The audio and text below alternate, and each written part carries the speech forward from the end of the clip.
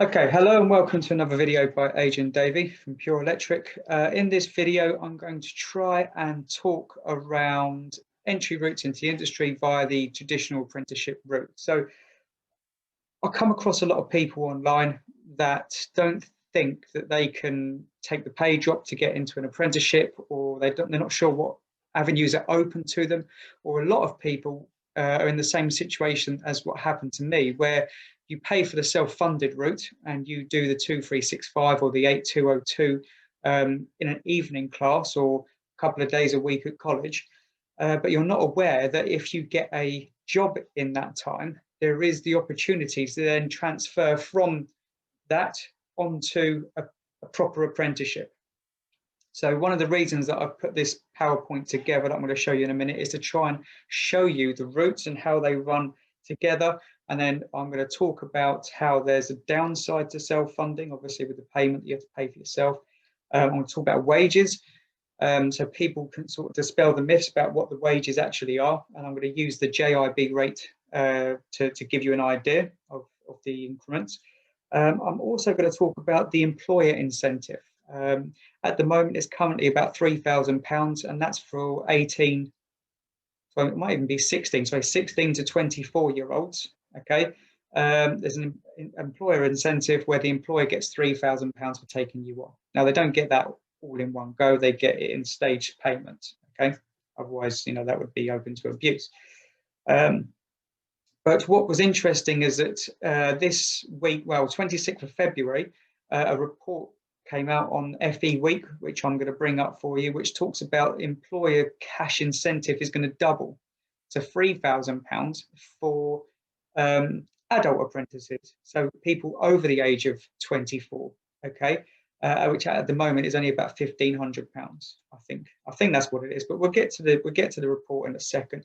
But it's always worth looking into this because, I think people are starting to realise that the apprenticeship is the best way into the industry, and trying to close the door on the more domestic installer route, because it doesn't come to the same level. You do those routes, you don't become a qualified electrician. So I think that the powers that be, the gatekeepers, whoever they may be, are deciding that it might be a good idea to put some pressure on government to hopefully get people into the industry through these accepted routes, so the full-time apprenticeship or the self-funded route. Okay, so which I'm going to talk you through. So let me just share this with you. I've just put this together. I'm using the TESP routes into the electrical industry again, same as what I did in my previous video. So for those of you that haven't seen this before or seen me before, I did an hour-long video before which talked about things you need to know before you come into this industry. Okay, because there's a lot of confusion out there about what actually makes an electrician and what qualifications and training can make you an electrician. So I've done a separate video on that. I suggest you watch it if you're thinking about coming into the industry. But this is for people that are either looking to get into the industry or are already in the industry. So there's a few things that I want you guys to think about while I'm doing this. I'll just bring that down there. Okay. So again, what is best for you? So what I've tried to do, let me just click on this and bring this down. I've tried to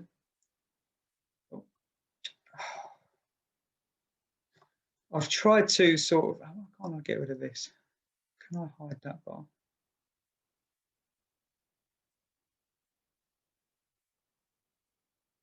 How do I hide that bar? Hide floating. There we go. Right, let's go back. Okay, so what I've tried to do here is I've tried to put these two routes side by side. Okay, so one is the apprenticeship standard and the other is the self-funded. Now, the self-funded is exactly the same route kind of as the people at college full-time, except they do 2 to 3 days a week full-time at college, whereas a self-funded route, this could be 1 day a week or 2 days a week at college, or it could be in the evenings, which is what I did. I did Tuesday and Thursday evenings, okay, between 6 and 9 p.m. And it was easy. it really isn't that difficult once you get into the habit of it. It's like going to the gym. Once you get into the habit of finishing work and going to the gym, this is exactly the same sort of principles, okay? You go there, you get mentally stimulated, your brain expands, you do lots of exercise, and it's quite enjoyable and something to look forward to after work. So I highly recommend it to people. So what we've got here on the left is the typical apprenticeship standard. And I've put them side by side so you guys can see that the self-funded route is longer. There's more to it, okay? So we'll start off here. Before you start, you have to be employed, okay? Your employer will sign a funding agreement, and then it can take up to 4 years to complete if you're really slow with the portfolio. People that are on the portfolio from year one can get this done in 3 years. It really isn't a problem. You need to be supported by your college. Now, some of the things that I go into in the first year with our apprentices is we're already building in those behaviours for the portfolio. We're talking about it, and I get them used to writing things out, building up that level of technical knowledge and talk to be able to fill out their portfolio. So we start doing that in the first year. Okay, so make sure your college is helping you to do that. Okay, it's not their responsibility to do your portfolio, it's yours. However, they can help you. Okay. You do not pay for your training, which is a clear thing up here. When you're employed, you don't pay for your training, and you will earn while you learn. Okay, and I can't stress how important, if you can get onto this route, this is the best route. Okay, because you're doing 1 day a week at college, learning the theory side of it, and then you're doing 4 days a week, putting that theory into practice, and you do that over 3 to 4 years. Okay, so you stand the best chance of retaining all that knowledge and being a highly qualified electrician at the end of it. Okay, and that's what this is all about. And then the CPD on from that is the 2396 qualification, which is the design course, and the 2391, which is the inspection testing course. And your CPD is easier to achieve. It's a small steps each time rather than a big leap. Okay, so this is the best route by all accounts, if it works for you, I should add. Okay, now during this apprenticeship, while you're doing it, you'll build up the practical skills and knowledge both on the job and with a training provider. Across the 4 years, you'll gain the electrotechnical apprenticeship level 3 technical qualification, plus you'll be assessed on a wide range of performance criteria. Now, what it doesn't say there is while you're doing this apprenticeship standard, this is what you're doing. You're doing the level 2 City and Guilds or EAL diploma.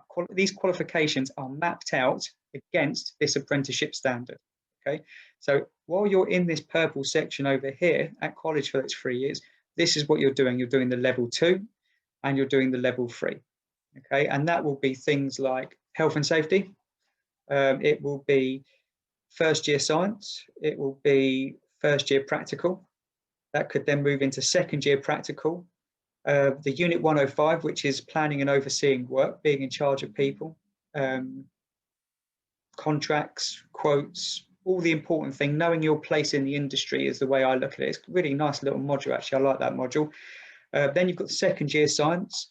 Then you've got a small design project that you have to design yourself and position, accessories, choose the wiring containment, make it work by proving it using calculations. Okay, so then you gain knowledge of actually why you're installing, what you're installing, and how it all works and how it's going to trip if there is a fault, which is, it's really good to see, really good to get that knowledge. And then in the third year, it's test and inspection, fault finding, what else is there? Portfolio, finishing off a portfolio, and then you go into the AM2, okay, which is the endpoint assessment. It's not the end of your career, but it's the endpoint assessment. As David Watts, the Sparky Ninja, said in a recent video, is that a lot of people, myself included, even though I didn't do the AM2, but they think they get to the end of the 3 years at college and that's it. And then I stagnated for the next 10 years. And it's the same as going to the gym. If you don't use that memory muscle, and train it and keep feeding it, you lose fitness and your knowledge deteriorates to purely what you do every day. And it can be very blinkered, okay? You can't think about what's going on around you so much. You lose that level of detail. So what you need to do is you need to keep feeding your brain, keeping the trajectory upwards, because if you're not going forwards and upwards, you're going backwards and downwards. So a lot of people think that the AM2 is the end of it. It's really not. You need to get that into your head, okay? This is a fast-moving industry. New technologies are coming out all the time, and we need to be constantly improving. Okay, once you've done those level 2s and level 3s, On this side, you then stop. Okay, you've got your level 2, you've got your level 3. If you want to progress any further and to become a qualified electrician, you need to find a job. Okay, and then you then build your NVQ. Whereas on the apprenticeship standard, you've already done all of that. You've done technical qualification 2, 3, and the NVQ, all in this section here, and you go into the endpoint assessment at the end of 3 years. Okay, and then as soon as you pass that assessment, you are qualified. So this is by far the easiest route, if you can get it. With this route, again, if you're doing evenings, that's great. If you get to level 2, let's say you get, a lot of people don't want to do this route because they feel that, let's start that again. A lot of people don't want to do the apprenticeship standard because they feel like they can't take that pay cut in the first year. So the minimum wage, unless you're a JIB apprentice, is £4.15 an hour, which is low for anyone if you've got bills to pay. It's okay if you're living at home with your parents or living in a shed or something, that's no problem. But if you've got bills to pay and a family to support, unless you've got a partner that can support you while you train, it's not the easiest option. So a lot of people avoid going through this apprenticeship standard because they're worried about the pay cut. So here's something that I want to get through to people. What you can do, okay, is you can start, because these level 2s and level 3s are mapped out across to this apprenticeship standard. What you can do is you can start the first year in the evenings, okay, and get that level 2 out of the way in your first year, okay. You may even get onto level 3 depending on what training provider you're with. It's so complicated, I don't even want to get into it. But anyway, you can start here, get that first year out of the way, and then if you get employed and you've got an employer that will sign a funding agreement, you can then transfer from this self-funded route onto the apprenticeship, okay? And you won't even miss a beat. Everything from this self-funded route will RPL over, so recognize prior learning, because it's mapped out against this. It will just transfer over. Then the college can get the funding direct from the funding agency. Everything continues like clockwork. Well, it should do if it's done properly, okay? Now, nobody ever explained that to me. And it was really annoying for me because for my 3 years at college, I was employed the whole time by an electrical contracting company that had a wide range of scope for jobs: domestic, commercial, industrial. I mean, we were working in Wandsworth Prison, we were putting in panels, we were doing everything you could possibly imagine. I could easily have transferred over, but nobody explained this to me. So I got to the end of the 3 years, still over here on the self-funded route, which I put myself through to make myself look more employable to a prospective employer. And then 2 weeks later, I got a job. I could have easily have just transferred this over to here, but nobody explained it, which is why I'm doing this video. I cannot stress it. It is important that you guys know that you can transfer from this self-funded route over to this apprenticeship route when the time is right for you, okay? So my suggestion is get that first year out of the way where you're on £4.15 an hour. And then once you're in the second year, you can transfer over to this apprenticeship. And if you're over the age of 19, I think it is, and you have to check this for yourself, but the minimum wage for somebody over the age of 19 is £8.40 an hour, which makes it more manageable, okay? I'll show you the JIB rates in a minute. So if you work for a JIB company, you can see the increments and see how it works out and see the progression. I think it's a great thing to be able to see. So back to the self-funded route, you're over here. If you don't manage to get a job in that time, you've done the level 2, you've done the level 3, you then need to get a job in the industry. Now, what some people do is they get jobs as electricians' mates. And I've heard of electrical improvers getting sort of £13, £15 an hour. I haven't witnessed it myself, so I'm just going off second-hand information, but I'm told that the work is out there. At that point, you can then build your portfolio if you're employed, okay? Because you've still got to be employed to fill it out, because your employer has to sign the portfolio, okay? So it's not quite as easy as you would like it to be. But then you build your portfolio. Once you've built your portfolio, and I can't stress enough how important the portfolio is. Don't pay somebody to do it for you. Don't buy photographs off the internet. Don't pay somebody to give you their portfolio. This portfolio is you proving to yourself and proving to somebody else that hasn't met you that you know what you're doing. If you don't do it yourself, you're cheating. And we all know how that feels. I used to get computer cheats for computer games years ago, back when I had a Commodore 64 or whatever it was that I had at the time. And I'd get the gaming magazine, type the cheats in and complete the game in about an hour or so, or a day or whatever. And then it just felt tasteless. It felt worthless because you know that you haven't earned it and you feel disappointed in yourself. So my suggestion again is do the MVQ properly and take it seriously. And then you know that you're up here and you won't have self-doubt, okay, because you know you've got yourself there. Then you do your AM2, which is the assessment of competence, which is the minimum safe standard that anybody should be able to install to, okay? It's not difficult if you know what you're doing. If your training provider or your employer hasn't got you to a point where you can complete this, then you need to talk to them and find out why you didn't pass, okay? Because the responsibility to a large extent is on their shoulders. I would say it's 50-50. It's 50% your responsibility to read the books. There's books like this, Guidance Notes 3, that you can read. If you don't know testing, there's loads of information out there, but equally your employers pay a large portion of that and the training providers as well, okay? So if you're not getting the best deal, you need to go back to them and ask what's going wrong, what's happening, why have I not passed? Okay, so after this, let's say you're all qualified.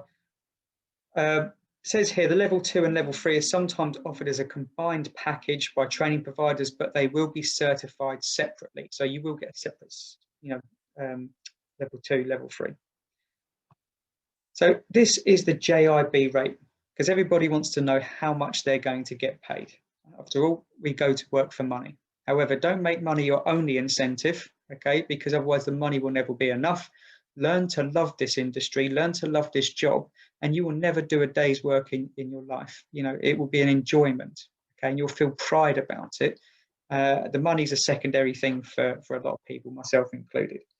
So if you're with a JIB company, stage 1 apprenticeship, you're on £5.24. Going to the second year, perhaps stage 2, 771, stage 3, 1117, stage 4, 1181. Then a trainee electrician, you could be on 1190. Okay, gets a bit confusing, these rates, because then you've got trainee electrician up here, 1347. So these are electrical improvers. Again, I was talking about that electrical improver in the industry. You could come in at this sort of level after your 2-3 years at college. Then you've got an ECS experienced worker card holder or mature assessment card holder or a trainee electrician at stage 3. So down here, you could be on as much as 1426 if transport's provided, or own transport, 1435. Okay, so again, if you're an older apprentice, chances are you've got your own transport. Stage 1, £6.13. I mean, it's not much different, but it does make it more manageable. Okay. And also, it does suggest that maybe going to work for a JIB registered company is the way to go, because you can follow this route. You know where you are, you know how much you're going to get paid. There's none of this begging for money anymore or asking, is it right if I have a pay rise? These are the rates that are set out. They've got to follow this, as far as I'm aware. Okay, then you get up to an electrician. So once you're qualified and you've done that AM2, you can expect to be paid around this amount, £15, £16 an hour. Okay, that's a reasonable amount of money for anyone to be earning after 3 years of training. Again, if you've gone down the diploma route, the self-funded route, okay, you might have to wait a bit of time to build up your portfolio. So you're going to be down here for an extra year or so, or however long it takes you to build that portfolio, get the AM2 done.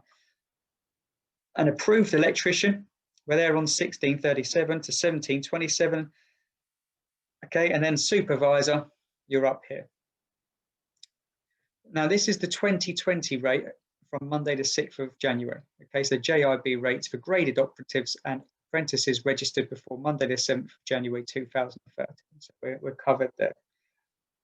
Over this side, we've got the London rates. So let me just move that more over here. These are the London rates. As you can see, slightly more, 586 an hour, 865, so almost not quite a pound, but almost £1 at level 2, £1 at level 3. You know, it's a bit more expensive. Sorry, a bit better paid, should I say?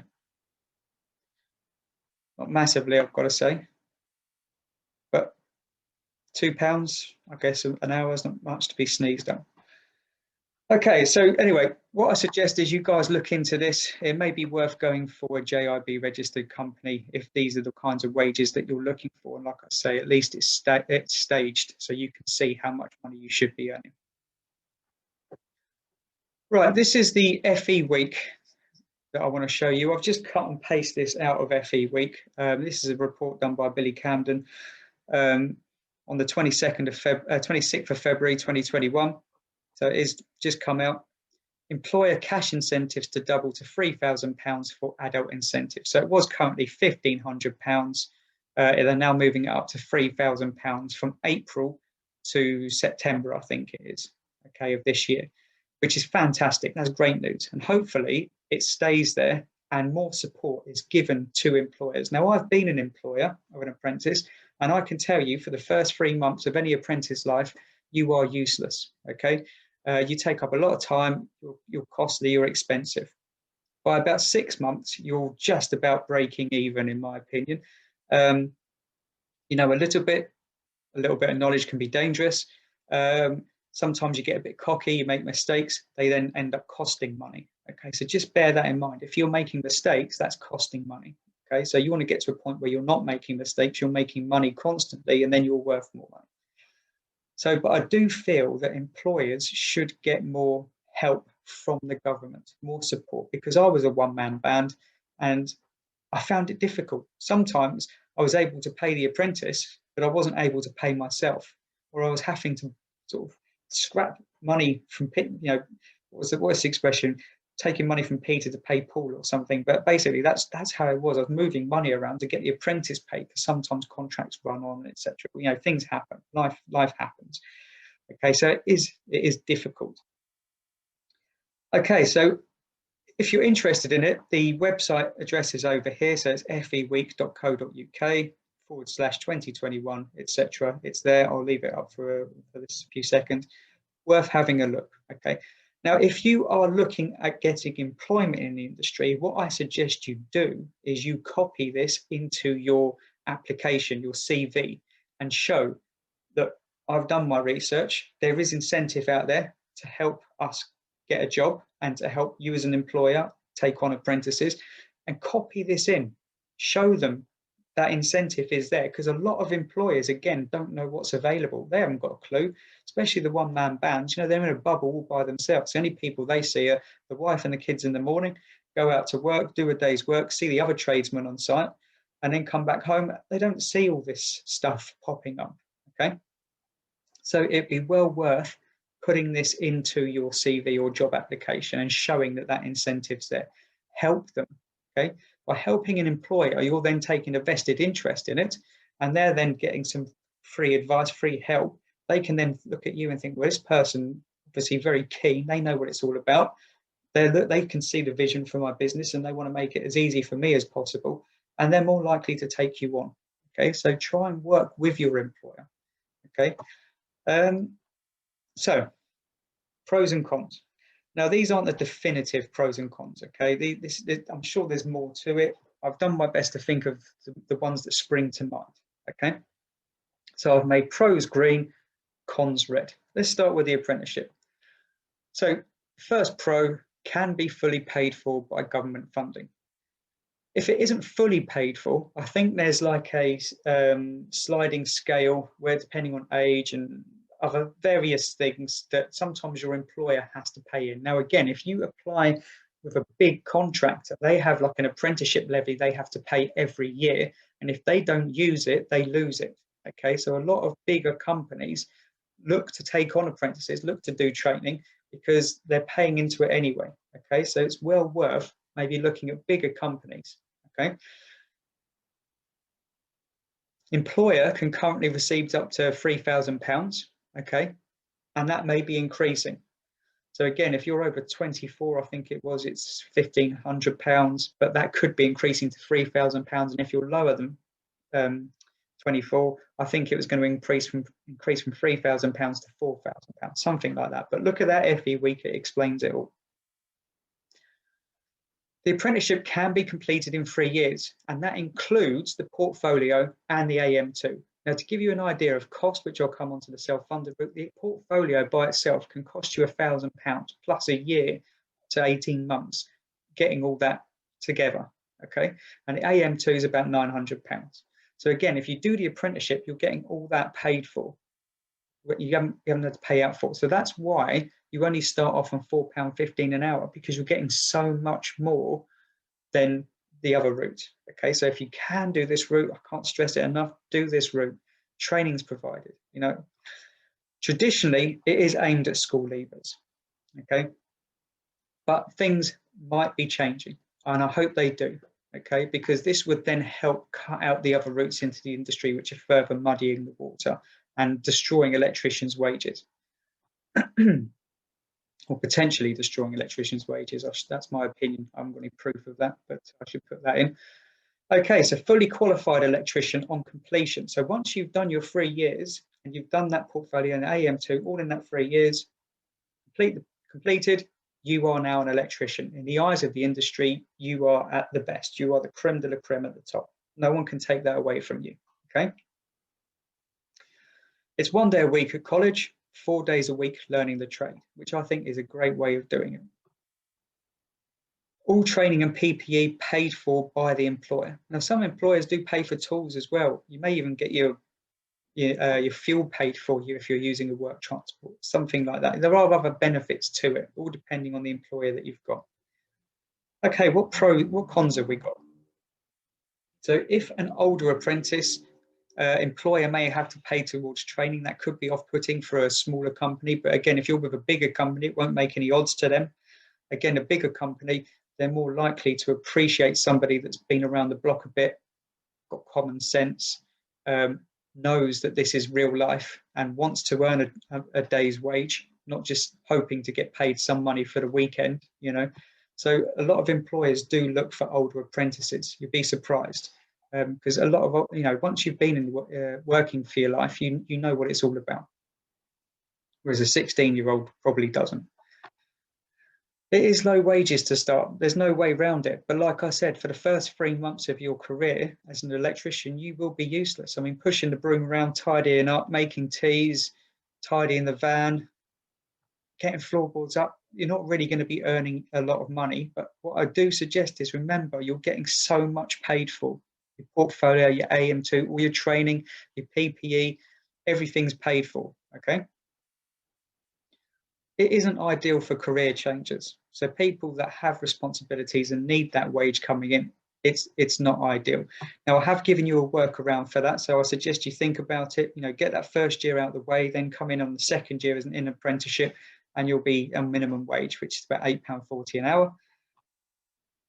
Competence and experience depend on the college training and company you work for. Now, with anything in life, there's people out there that give the best training, and there's people out there that don't give any training. They literally, you know, you could be sent books in the post, told to read certain pages, no support, no help, no guidance, not even seeing a friendly face, you know. You kind of get what you pay for in some instances as well. But if you don't feel like you're getting the best training, don't be afraid to speak out about it. There's loads of people in the industry, myself included, the Sparky Ninja, Monty Electrics, you know, does training. There's loads of people out there that are in the industry that want the best for training. Okay, they want the best for you. So seek these people out. Ask. There are loads of us that want to help you. We want to help improve the industry. We're here to support. Okay. The Sparky Ninja has a Facebook group for apprentices. You know, Sparky Ninja Apprentice Group, funnily enough, where you can get lots of information. So I suggest joining that.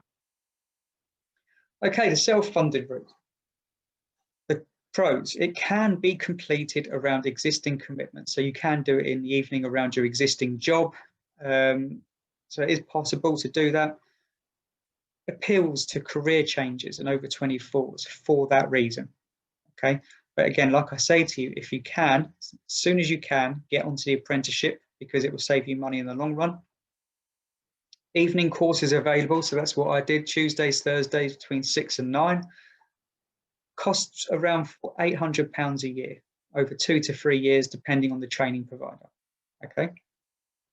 What I would say is don't shy away from a course that is slightly longer, so a 3-year course, because again, I give this analogy all the time about pebble dashing a house. When we're teaching apprentices, it's like pebble dashing a house. We're literally throwing information at you. Some of it will stick, most of it will drop on the floor.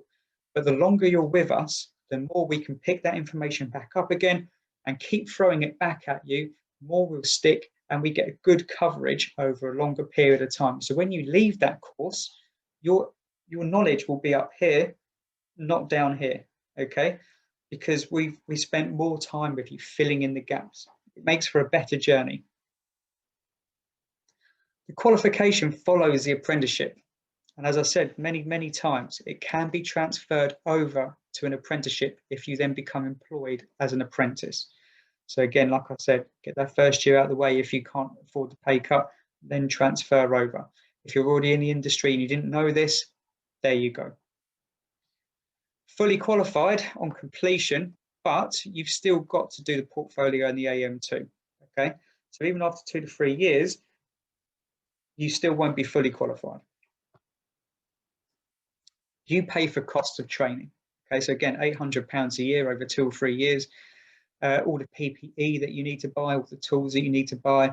There are ongoing costs, lots of costs. You might even need insurance depending on what you end up doing. Evenings may not work for some people. Okay, I have heard of training companies doing weekends. Okay, so just look around. You have to find what works for you. At the end of the level 2 and 3, you still have to complete a portfolio, which can be between £1,000 and I've seen it up to £2,700. Now, the £1,000 is if you complete it yourself, which I cannot stress enough. Okay, do it yourself. It's easy. I'm going to do some videos on it to help you guys realize what's included. I can't see the point in paying someone else to do it when all you've got to do is describe what you did and how you did it and evidence it by taking some photos. The £2,700 price, I've seen companies that advertise it. Basically, they'll do it over the phone. They'll ask you loads of questions, write it all out for you, ask you to send in some pictures, £2,700. It really isn't that difficult. They shouldn't say it. Probably shouldn't say it, but I'm going to say it. They prey on the fact that people can't be bothered or they don't know what it's all about. So I'm hoping to help people do this by doing some videos. I've done the first video, which explains the sort of concept a bit. I just need to do the other videos, but trying to fit it in, it's difficult.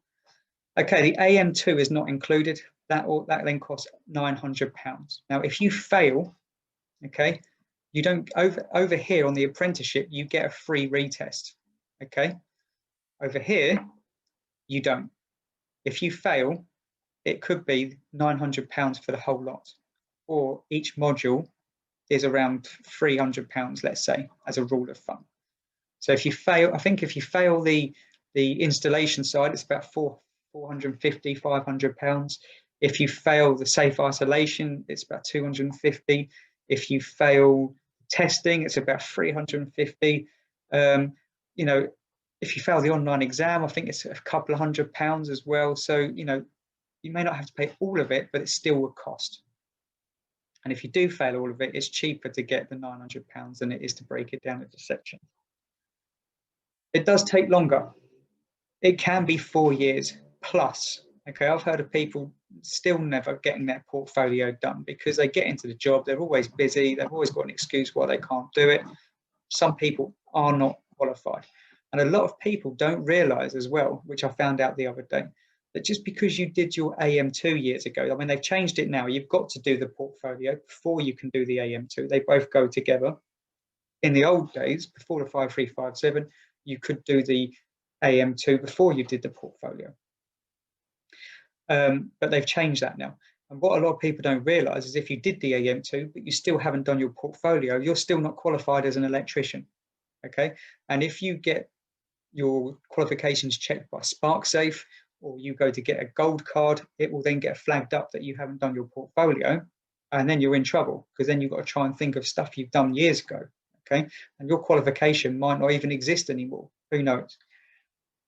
But again, it can take longer depending on the work range of the company that you're working for as well. So it might be worth trying to look at a company that does a broad range. Competence, and again, competence and experience depend on the college training and the company that you work for. Again, same as what I said with the apprenticeship. Some companies teach up here, some companies teach down there. Now, one of the biggest problems in the training industry is that the wages for trainers isn't that high. In fact, a lot of electricians have to take a pay cut to go into teaching, and you know, there's a whole video that I'm going to do around that as well.